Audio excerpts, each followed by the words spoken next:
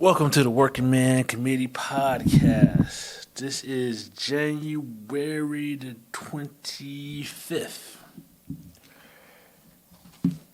Hump Day. Let's see what we got on the list today for y'all. We're going to talk about Microsoft and Amazon. You know, they both do cloud infrastructure. So a little bit of news about that. Some more updates with old TJ Holmes over there in Good Morning America. An act of kindness could be beneficial to you. Democrats, they want. No, I'm not going to say they want. So Democrats is trying the Republicans with this one. They already know where Republicans stand at on this, but they trying them anyway. USDA is cracking down on organics. Yeah. And our top story in the stack of stuff, Florida. Yes, Florida. Yeah, Florida here. So Florida is giving its reasons for rejecting proposed AP African American Study course. Florida. What's going on, Florida? Now, y'all seem like when it comes to African American studies and stuff like that, y'all don't like that at all there. So it's not African American studies important? That history not important? What's so offensive about it? So let's get into it. Florida has rejected the proposal of advanced placement course focused on African American studies because it includes studies of topics like the Black Lives Matter movement, black feminists, and reparations, according to lists that were provided to CNN by the Governor Ron DeSantis' office. Ron. Y'all don't want nobody to learn about Black history? Are you gonna ban February, Ron? Yeah. So the one-page document provided by the Department of Education of Florida also questions the influence of certain authors in the curriculum, especially the ones that touched on the critical race theory and black communism. Yeah.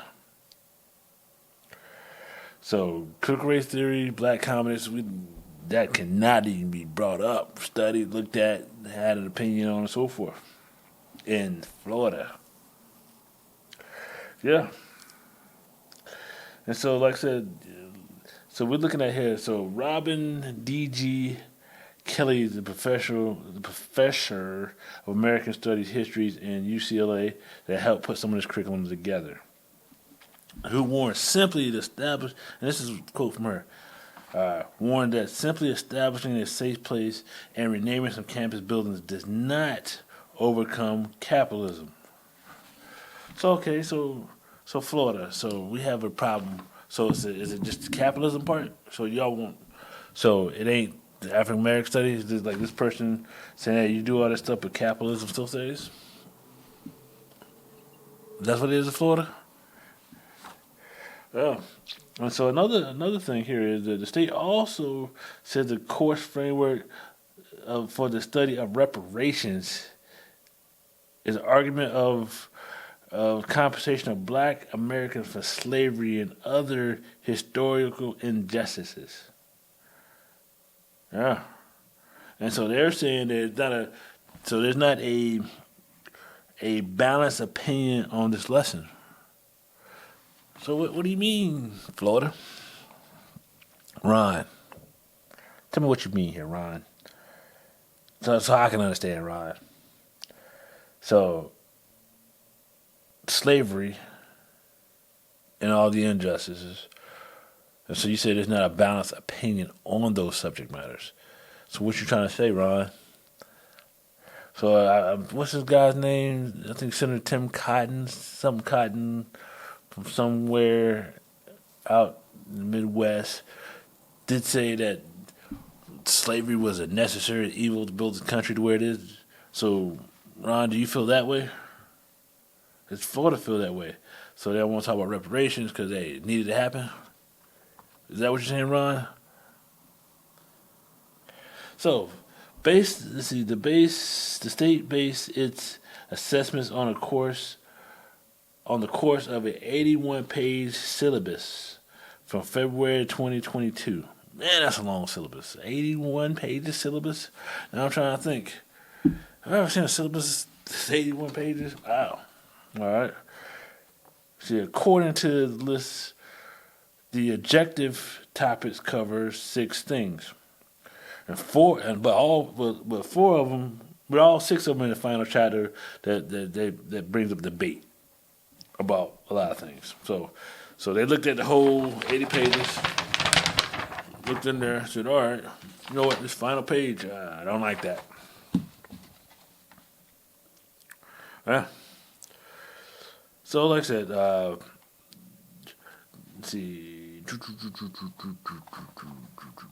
and there was some. I guess there's some information about the Black Panther Party and the Black Power movement. I guess that really got Florida like, oh, we're not gonna talk about that at all. But anyway, so the course, which is the first kind of its first kind, was first introduced in the fall to a pilot program of 60 schools. We're offering and will be offered nationwide starting 2024-2025 school year.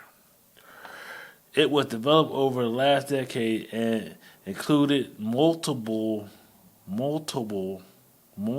disciplines of study of African Americans, from art, science, politics, and geographics. So,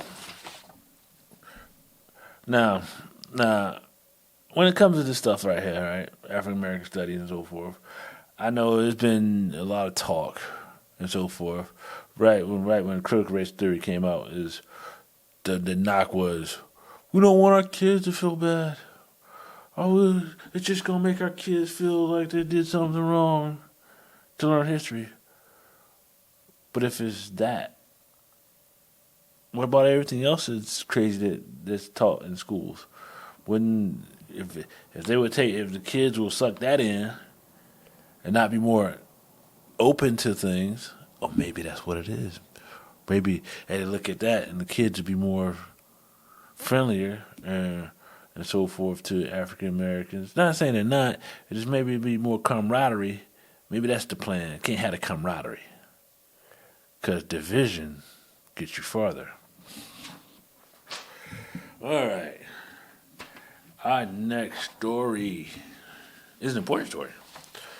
USDA just cracked down on organic food regulations for the first time in 30 years. Yes. So you go to the store, look at that organic package, and then they're gonna charge a little extra for that stamp. But maybe they won't. Maybe that stamp won't even earn. Maybe they didn't do the right things on that stamp. But now you might have more trust in it. So check it out. So eating organic has become a desired lifestyle choice for many households over the past couple decades. But despite how much in popularity that organic food is, the standard of the product that is considered organic has not been updated in 30 years. However, that's all about to change in a recent press release by the United States Department of Agriculture, which states that the agency is planning to toughen its regulation on organic products for the first time since 1990. So, what used to be organic today, what used to be organic yesterday, might not be organic tomorrow. So your favorite foods that you picked that you see organic stamp on it might not have it on it later. What you gonna do? You gonna stick with it because you like it, or you gonna find you something else that falls under organic? So is it a fad or is it really a lifestyle? All right. So strengthening organic enforcement rules is the biggest update of the Organic Regulations Act since of 1990. providing significant increase of oversight and enforcement. Authorities are reinforced the trust of consumers, farmers, and those transporting and transacting organic products. The success of another demographics that USDA fully stands behind its organic brands. Yep. Let's see. The rules strengthen the oversight. Want you to be happy about, the sales of certain products, the people selling it, builds trust in them, and you as a consumer. So there's going to be a lot more inspection and improved record keeping. All right. Oh, so organic. It's going to mean something again. It probably been something a lot. And it was kind of loose in the beginning. You know what I'm saying? Put that organic on there and then label out there. Okay, now it's extra $3 more than the package not said organic. But now it's going to be better. Hopefully. There's always type of loopholes and so forth, but hopefully organic will be organic. All right. Our next story.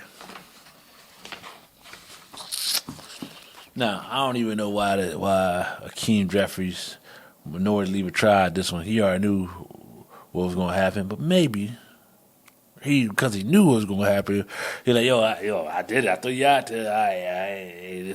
They control everything. So here it goes. Democrats named Adam Schiff and Swalwell to the intelligence panel despite McCarthy's threat. Yep. All right. So Democrat leader Hakeem Jeffries tapped Representative Adam Schiff and Eric Swalwell to continue serving on the House Intelligence Committee on Monday, teeing up a long-awaited fight with Speaker Kevin McCarthy, who has vowed to block their participation being seated on the committee. Yep.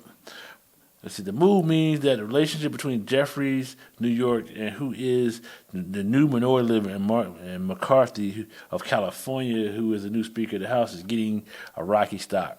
My thing is this. Like I said a minute ago. Like I said a minute ago, is that they are not. Maybe they're working together. You know what I'm saying? I can't necessarily tell them to stop. And so since I can't tell them to stop, then I'm not going to tell them. So I'm going to let them push them through and let you tell them no. And I'm going to act like I don't know nothing. Yeah, so the member of the Intelligence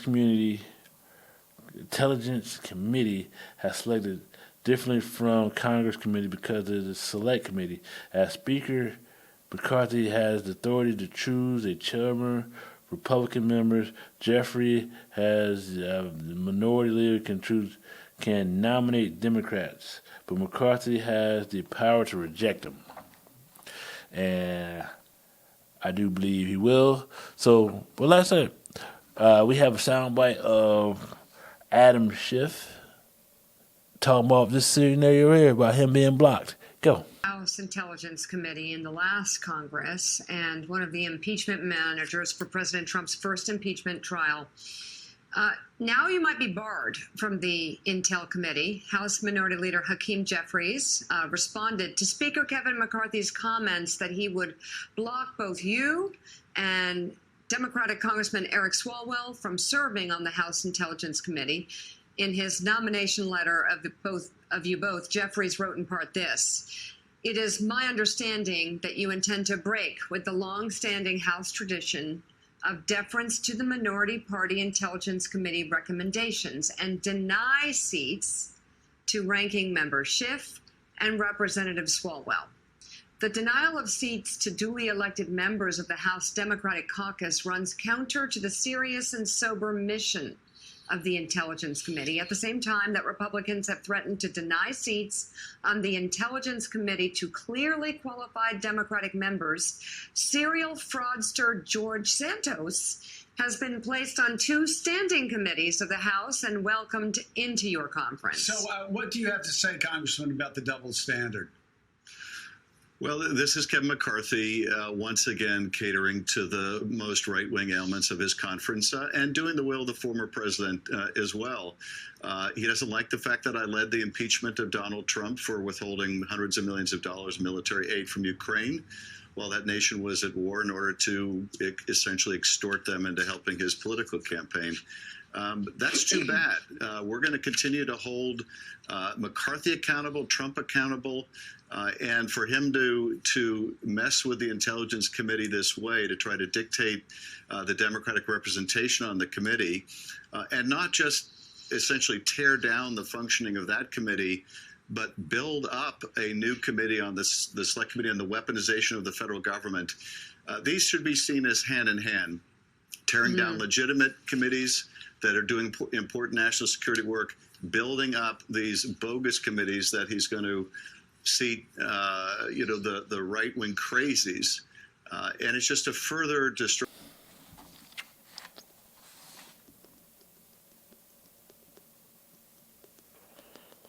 Yep. So that's how Adam feels about it. Let's see, but I look at it like this. So let's take a little bit of a dive into these two people here. So Eric Swalwell was accused, not even accused, it was pretty factual that he was having an affair or a relationship with a foreign spy. I guess he didn't know that was a foreign spy at the time, but she put it on him, so he la land. And then, so that they feel like he's compromised. And Adam was the head of the intelligence. He brought all this information. He accused Trump of all types of things and said he knew all types of things. And I do believe he knew nothing. None of it really came to his committee somehow impeached Donald Trump on one of the time, I guess the Ukraine thing. But normally the impeachments happen in the judiciary, not the intelligence committee. But hey, whatever way they can get that check mark done.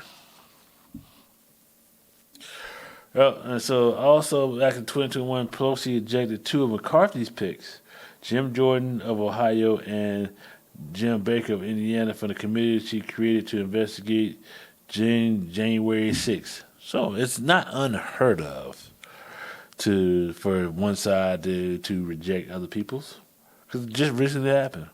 But it's funny that just recently happened, but then they pretend like this is out of the norm for it to happen. Well, but like I said, we'll see. Let's see. Yep. But like I said, we'll see what happens when the Speaker of the House formally rejects these two gentlemen. All right. Oh, before we go, I got a question for Adam Schiff. Adam Schiff, what about Biden in these classified documents? You think that he's wrong for having those documents? Adam, answer the question. Go. On Saturday, the president's personal attorney revealed that FBI agents spent more than 13 hours at the Biden's Wilmington residence on Friday, and their search turned up, quote, 6 items consisting of documents with classification markings. Like the documents previously found, Biden's legal team says the newly discovered files were from his time as vice president, but then his attorney also says the new batch included some documents from Biden's time in the Senate, where he served from 1973 to 2009.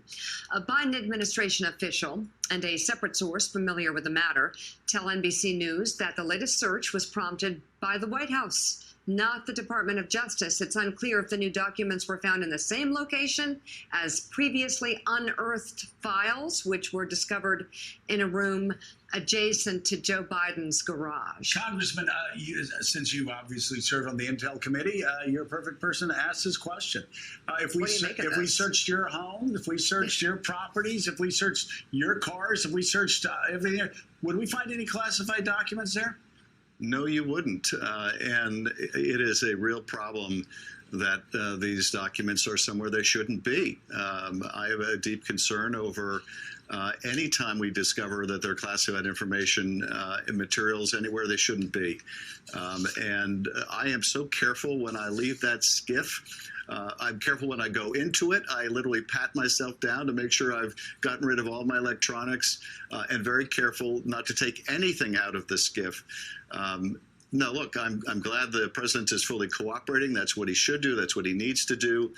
But the fact that there are additional documents now in a place they shouldn't be, we need the intelligence community to do an assessment, just as I urged with the documents in Mar-a-Lago, and make sure that there hasn't been any compromise of the information. There you go. Starting to get a consensus. All right. Next story. Performing an act of kindness is a powerful tool to fight against depression and anxiety. Studies found. Yeah. Performing an act of kindness can easily erase anxiety and depression symptoms and promote well-being. A new study finds doing something nice for somebody make you feel better. That's a novel idea, isn't it? Real novel. Let's see. Social connection seems to be one of the most powerful ingredients for flourishing in life. Professor David said. Yeah. We demonstrate the performance of the act and promoting social connection, where structure is the key priority of both well-being and recovery, and from anxiety and depression disorder, the study says. So let's go to the soundbite and let them talk more about this study here. Go. Shoveling a neighbor's snowy driveway. We all know an act of kindness when we see one, but what you may not know? New research published in the Journal of Positive Psychology suggests doing kind things for others may help you feel better too. I kept coming across social connection seems to be one of the most powerful ingredients for flourishing in life. That idea inspired a new project out of Ohio State University. Dr. David Craig and Dr. Jennifer Chevins lead a team of researchers on kindness. They asked people who reported feeling anxious and depressed to perform 3 small acts of kindness 2 days a week, every week for the 5-week study. Participants did things like bake cookies for friends, smile at strangers, and volunteer. The results were dramatic. Folks who participate in the Acts of Kindness group reported that they felt less depressed, less anxious. Study participants also reported feeling more connected to others and more satisfied with their lives. Participants felt such benefit that 75% of them continued doing acts of kindness even after the study ended. There just seems to be something about Yeah, so like I said, novel idea, right? Just doing something nice for somebody, make you feel good.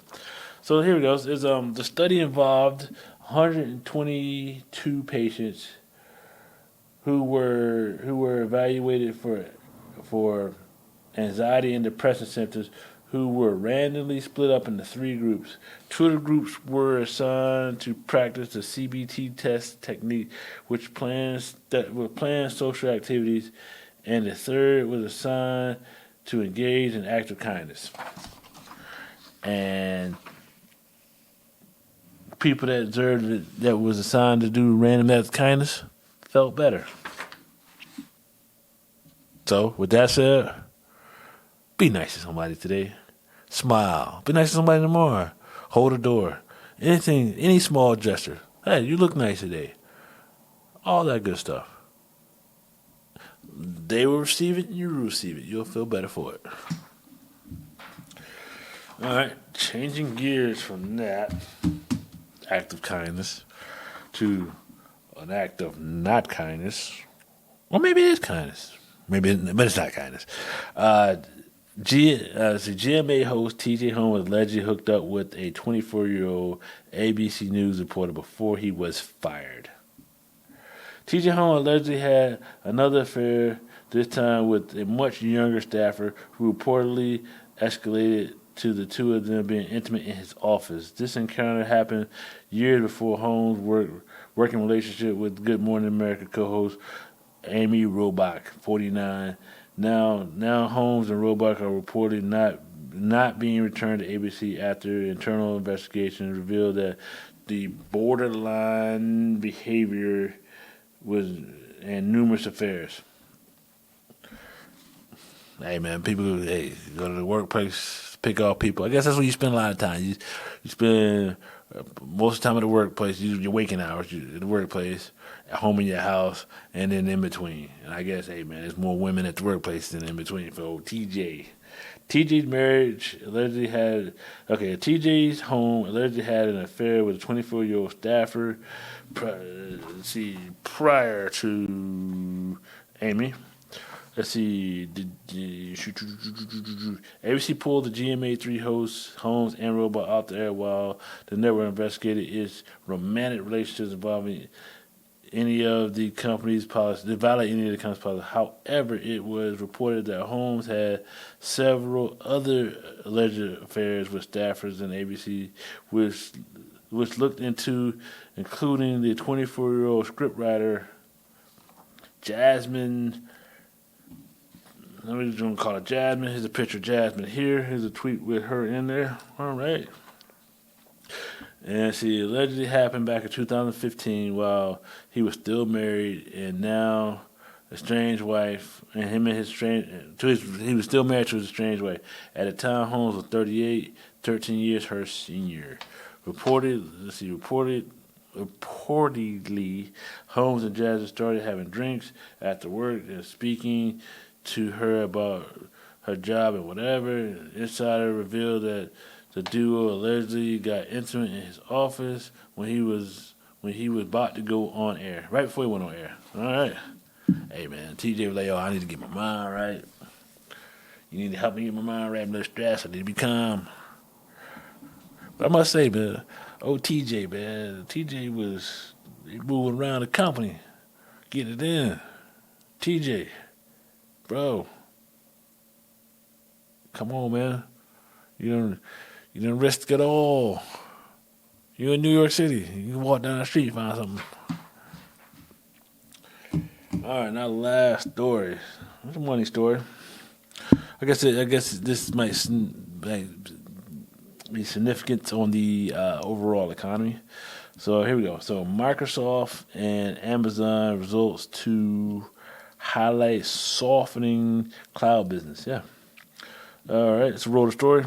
Slower cloud spending by inflation hit businesses is expected to stall the sales momentum at Amazon and Microsoft, adding to the troubles in the sector that had laid off thousands. So Amazon has AWS, and that's their cloud services, and Microsoft has Azure as their cloud services.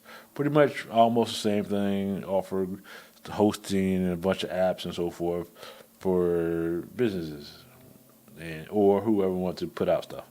Let's see. So this is the thing here. So end user spending on services included from the world's largest provider, AWS and Azure, expected to grow 20.7% this year after 18.8% growth in last year and a 52.8% in the year before that, according to researchers. So coming out of the pandemic, I guess people was like, all right, we need to figure out how to stay home and spending went up 50% to try to accommodate that. And then ever since then, it's been stepping back as freedom to move around, pandemic being over, people going back to the offices, kicking and screaming, but they going back into the offices, and cloud spending is down. And so with spending going down, don't need as many people and so forth, layoffs happen. The bigger companies. So Azure, and let's put this in context. So Azure was set to grow 31% in the December quarter, according to the going to the alpha. The weakened growth since then has basically companies started breaking up into units So they were supposed to do 31%. Now they're doing less than 31%. That's over Azure. And Amazon was expected to do 24% in sales. And like I said, they grew it last year a little bit, but like I said, it's still very weak. And like I said, with things getting more back to normal, so we had the big jump in the pandemic spending to set this new infrastructure up. And now that has subsided and that idea is gone, now it's all protracted back down to where it is. And I think that's where it's going to end up. Hiring levels, staff levels, and so forth going to drop back down to a run rate again, and maybe grow from there a little bit, but not the big jump that happened in 2021 after the pandemic. And so, like I said, we keep an eye on the tech sector because tech sector is taking the biggest protraction and so forth. And with that said, this has been the Working Man Committee. I'm your host, Brandon T. And we'll see you next time. Peace.